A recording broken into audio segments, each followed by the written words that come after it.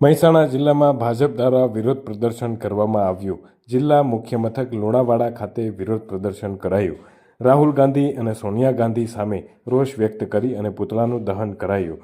જિલ્લા ભાજપના પ્રમુખ અને અન્ય કાર્યકરો દેખાવોમાં જોડાયા।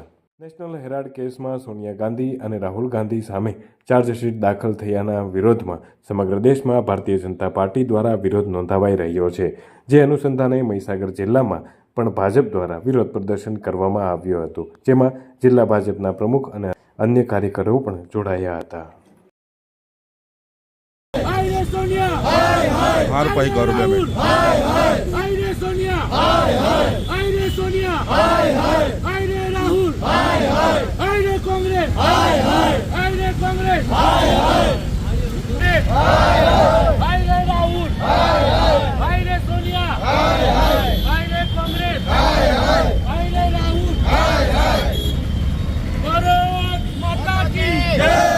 भारत माता की जय।